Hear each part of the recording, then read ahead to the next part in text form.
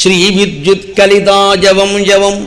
మన సంసారం ఎటువంటిది అంటే, శ్రీ అంటే డబ్బు. ఆ డబ్బు అనేది విద్యుత్తు కరెంటు షాక్లా తగులుతుంది మనకి. సంసారం అనేది మొదలుపెట్టాక సంపాదనకి అంతు ఉండదు, అర్థం ఉండదు. బ్రహ్మచారిగా ఉన్నవాడిని ఎవరైనా ఒక దశలో ఎలా ఉంటాడంటే, అతను ఎలా ఆలోచిస్తాడంటే, నా ఒక్కడికింత ఎందుకు పని లేక, నా ఒక్కడికింత ఎందుకు అని నలుగురితో సర్దుకుంటాడు. ఏదో ఒక రూమ్లో ఉంటాడు, ఏదో 4 జతల బట్టలు చాలే అనుకుంటాడు. బ్రహ్మచారులు సాధారణంగా కాలేజీలు చదివేవాళ్ళు నగరాలకు వెళ్ళి గదుల్లో ఉంటారు కదా, వాళ్ళు ఎంత సామరస్యంగా ఉంటారో చూడండి. మన అబ్బాయిలే నలుగురు కలిసి ఉంటారు. ఎవడి బట్టలు ఎవడు తొడుక్కుంటాడో తెలియదు, ఎవడి చెప్పులు ఎవడు వేసుకుంటాడో తెలియదు. అసలు అక్కడ దండం మీద ఉన్నవి వేసుకెళ్ళిపోతాడు. ఏమిట్రా అవి వేసుకున్నామంటే అక్కడ ఉంది వేసుకున్నాను అంటాడు, అంతే. అంత స్నేహంతో ఉంటారని ఆశ్చర్యకరంగా. ఎక్కడ పొరపచ్చాలు ఉండవండి. అందులో కుల భేదాలు ఉంటాయి, మత భేదాలు ఉంటాయి, ఆర్థిక భేదాలు ఉంటాయి. ఏది పట్టించుకోరండి. స్నేహం అంటే మా ఫ్రెండ్. అదే అందులో ఒక్కడికి మీరు పెళ్లి చేయండి, వాడు మొత్తం బయటకు వచ్చాక ఇక మొత్తం భార్యే అంతే. ఇక మొత్తం ఈ 3 ఫ్రెండ్స్ని మర్చిపోతాడు. ఈ ఫ్రెండ్స్ ఎవరైనా ఫోన్ చేస్తే వాడికి పలికితే పలుకుతాడు, లేకపోతే లేదు. పొరపాటున భార్య మాత్రం మిస్డ్-కాల్ ఇచ్చిందంటే గుర్రం వేసుకెళ్ళిపోతాడు అర్జెంటుగా. అందులో కొత్తగా పెళ్ళైన 2 ఏళ్ళు అలాగే ఉంటుంది. తర్వాత రావడమ్మా అనుమానం లేదు, మొదటే వస్తారు. మా ఆవిడకి కోపం వస్తుంది, ఇది ఫ్రెండ్స్ కోపం వస్తుందనే మాట లేదు ఇక్కడ. ఓ ఏడాది 2 ఏళ్ళు అలాగే ఉంటాడు. అంటే సంసార వ్యామోహం ఎలా ఉంటుందంటే, ఇలా పెళ్ళైన వెంటనే ఇక ఆవిడే అన్నట్టుగా ఉంటుంది, అంతే. ఇంకా అందుకని శ్రీ విద్యుత్కలితాజవం వల్ల ఈ డబ్బు అనేది, సంపాదన వ్యామోహం అనేది కరెంటు షాకులా తగ్గుతుంది. జాగ్రత్తగా చూసుకోండి. విద్యుత్ అంటే ఎప్పుడు చంచలమే కదా, విద్యుత్ చంచలమే. చంచల చపల అపి విద్యుత్ సౌదామని, విద్యుత్తు సౌదామని, చంచల చపల ఇవన్నీ పేర్లండి విద్యుత్తుకి. అందుకని ఇది చంచలమైన సంపద అని తెలుసున్న వాళ్ళు దీన్ని బట్టు కూర్చుంటారు అక్కడ. ఆజవం జవ మహాజీమూత పాపంబుధారా వేగంబున. పైగా విద్యుత్ మెరుపు తీగ ఎక్కడ పుడుతుంది? మేఘంలో పుడుతుంది. అందుకే మహాజీమూతం అన్నాడు. జీమూతం అంటే మేఘం.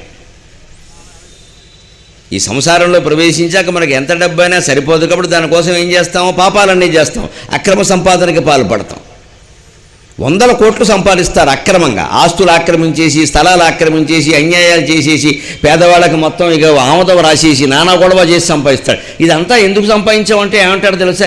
ఏదో కుటుంబం కోసం 4 రాళ్ళ అంటే 400 కోట్ల అంటే ఈ లెక్కల్లో రాయి అంటే 100 కోట్లు. మనం మామూలుగా 4 రాళ్ళు అంటే 4 రూపాయలు. అబ్బే ఈయన లెక్కల్లో 100 కోట్లు. ఈయన దేవమానం, ఈయన ప్రమాణాలు వేరు. అంత అక్రమ సంపాదన ఎందుకండి ఒక సంసారం సాగడానికి? అందులో పూర్వం అయితే 10 మంది ఉండేవారు. ఇవాళ ఏ సంసారంలో 2 పిల్లల మించి లేరే. అంతెందుకు పని లేక మనిషి ఆశ, దురాశ. తోడుకోడలతో పోలిక, తోడులుడితో పోలిక, స్నేహితుడితో పోలిక, పక్కింటి వాడితో పోలిక. మరి ఇంక సంపాదించకుండా ఏం చేస్తావు? ఈ పోలికలు మానుకుంటే, ఈ పోలికల చాలిక అనుకుంటే సుఖంగా ఉంటాం. మన సంసారం ఏదో మనవేడవకుండా వాళ్ళతో పోలిక ఎందుకండి? అందువల్ల చెడుతున్నాం మొత్తం అందరూ. అందుకే మహాజీమూత పాపాంబుధారావేకంబన. ఈ చిన్న సంసారాన్ని పోషించడం కోసం నేను డబ్బు సంపాదించడం మొదలు పెడితే మేఘం నుంచి విద్యుత్తును వర్షధార కాకుండా పాపాలే ధారగా కురుస్తున్నాయన్నాడు. నేను చేసే పాపకర్మల ఫలాలు ధారగా కురిసి నా నెత్తిని మొత్తేస్తున్నాయ్యా. మనోబ్జ సముదీర్ణత్వంబు గొల్పోయి తిన్. ఈ పాపాల కారణంగా, ఈ సంపాదనల కారణంగా దుఃఖాలు పెరిగిపోయి చివరికి 40 ఏళ్ళు 50 ఏళ్ళు వచ్చేసరికి పిల్లలు బాగా ఎదిగి ఆ ఖర్చులన్నీ తగులుకుని వాళ్ళకి పెళ్ళిళ్ళై మళ్ళీ కోడళ్లతోటి అల్లుళ్లతోటి అభిప్రాయ భేదాలు, కష్టాలు, విడాకులు, మావిడాకులు, నానా గొడవలు అనుభవిస్తూ అప్పుడు ఖచ్చితంగా పూజారి గారు కనపడగానే ఏమండి సోమవారం పూజ చేస్తే కష్టాలు పోతాయా అంటాడు. ఇప్పుడు పోకముందు, కష్టాలు రాకముందు పూజారి గారిని అడుగుంటే గొప్ప ఉపాయం చెప్పాడు. అది అడగడం, వచ్చాక అడుగుతాడు. ఆయన ఏం చేస్తాడు పాపం? ఆయన మాత్రం రావయ్యా 10 సోమవారాలు చేసుకో, శివుడి చుట్టూ 10 సార్లు తిరుగు, నా చుట్టూ కూడా 2 సార్లు తిరుగు అంటాడు ఆయన. అసలు వీటన్నిటికీ మూలం ఎక్కడుంది? ఈ సంసారాన్ని నమ్ముకుని దీనికోసం సంపాదించి దీనికోసం మహాపాపాలన్నీ చేస్తున్నాం. ఆ పాప ఫలాలు వర్ష రూపంలో కురుస్తున్నాయి మన నెత్తి మీద. మన మనస్సు ఎలా ఉందట? అబ్జ పద్మం లాంటిది. ఎంత గొప్పగా చెప్పాడు చూడండి. మనిషి మనస్సు పద్మం, సున్నితమైంది, సుకుమారమైంది. 100 రేకులతో ఉంటుంది పద్మం అనేది. పద్మం ఎప్పుడు శరత్కాలంలో ఆశ్వీజ కార్తీక మాసాలు వస్తే వికసిస్తుంది వెన్నెలకి. రేపు వర్షకాలం వస్తుందండి, శ్రావణ భాద్రపదాల్లో పద్మాలు చెరువుల్లో కనపడవు మీకు. చిగిలికలు వాని వత్తలైపోతాయి. పద్మం భరించలేంది, తట్టుకోలేంది వాన. పద్మం ఆనందంగా భరించగలిగింది వెన్నెల. వెన్నెల కాస్తుంటే బ్రహ్మాండంగా వికసిస్తుంది పద్మం. వర్షం కురుస్తుంటే మాత్రం పద్మం ఏడుస్తుంది. ఎందుకంటే వర్షపు చినుకులకి సున్నితంగా ఉండే తామరపూ రేకులన్నీ చీలికలైపోతాయి. అలాగే మన మనస్సు అనే తామరపూ రేకులు కూడా ఈ పాపఫలాల వర్షానికి చీలికలైపోతున్నాయి అంటున్నాడు ఆయన. ఇవన్నీ మన కోసం మనం చేసుకున్నవేగా, దేవుడు ఏమైనా చేయమన్నాడా? 2 మెతుకులు తిని సుఖంగా నమశివాయ అనుకుంటూ కూర్చోవయ్యా అంటే ఎందుకు కూర్చుంటామండి? మెతుకులు అంటే అలాగే మనం జిల్లా అంతా ఆక్రమించద్దు. ఇది అమ్మన్ మనోబ్జ సముదీర్ణత్వంబు కోల్పోయి ఇప్పుడు కోల్పోయాక ఏమంటాడు? దేవా నీ కరుణా శరత్సమయం ఎంతే జాలు.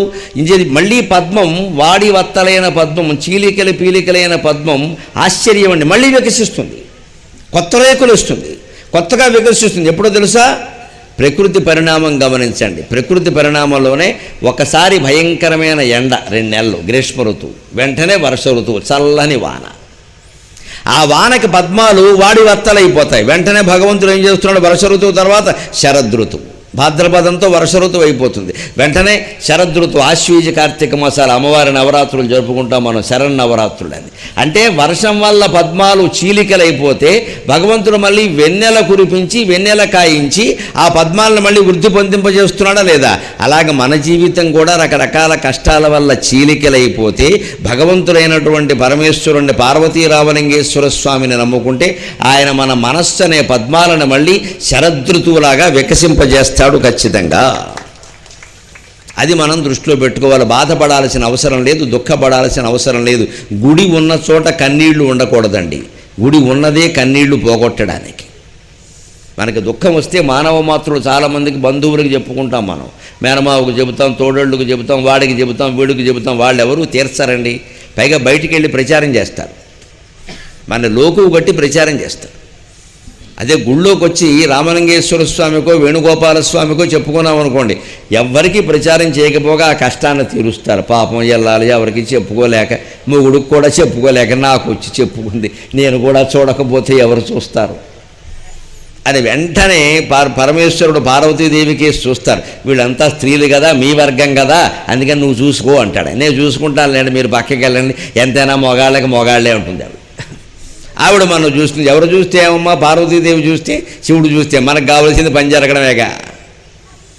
అందుకని భగవంతుడికి చెప్పుకుంటే మన మనస్సు ఎంతగా వర్షకాలంలో పద్మంలాగా చీలికలైపోయినా మళ్ళీ ఆయన కరుణ అనేటువంటి శరదృతువుని, వెన్నెలను కాసేలా చేసి దాన్ని వికసింపజేయగలడు.